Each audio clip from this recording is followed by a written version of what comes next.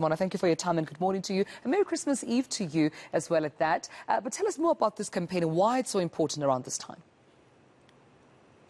Well, road safety is very important, particularly around the festive season, because it is during this period that we see increased traffic volumes on our road network. And there's a lot of vehicular conflict. There's taxis, there's motorists, but you also see a lot of pedestrian activity along our roads, not necessarily on highways, but on municipal and provincial roads. So it's very important when there is an increased activity on our roads in general to promote the message of road safety in order to prevent crashes and accidents. Right. And I know that you're not only raising awareness, but you've got a variety of activities for, of course, to assist you in elevating this campaign. And while travelers are making their way to their destination, they can also engage with you and participate in these activities. What are some of them? We have indeed decided to go beyond just maintaining roads. We're engineers, but this time around we thought, let's have some activities along the rest and service stations that you'll find on our network. And these would involve massages. You've alluded in your intro that driver fatigue contributes to road crashes. And it's very important, after driving a distance to take a rest. And we thought that we would indulge road users with massages and oxygen bars, because oxygen bars reportedly do relieve stress. Some even say it can deal with hangover. And these are some of the activities, that we are doing.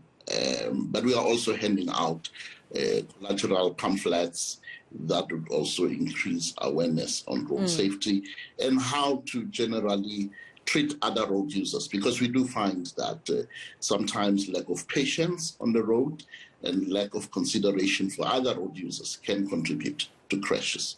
Absolutely. You alluded earlier on, Mr. Mona, to the fact that you also cater to pedestrians, and you're also trying to ensure that they stay visible on the road so that drivers may be able to see them, of course, while they're walking on the road.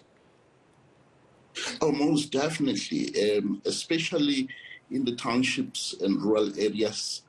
In the evenings, we do encourage pedestrians to make it a point that they are as visible as possible, and we hand out illuminating devices, hand wrist spangles that would make it possible for them to increase their visibility in the evenings. A lot of accidents actually do involve pedestrians in South Africa. Absolutely. How have, road users, pedestrians included, responded to your initiative? I mean, I'm just thinking, if I were to have a peppermint-flavored oxygen, put on me so I can relax, I mean, I think the rest of my trip might just be super relaxed and super recharged and make way for rather a smooth, road journey ahead. But in terms of those that you have assisted, engaged with so far, have you received any feedback so far? Yes, we have. Road users just love the interaction. I drove down the network to Nelspruit, Mbombela, just 2 days ago, came across the activations, and the people I interacted with, they love it. And we're doing this in partnership with a number of stakeholders, law enforcement agencies and provincial authorities in the different parts of the country. And the feedback is very positive. The people love it.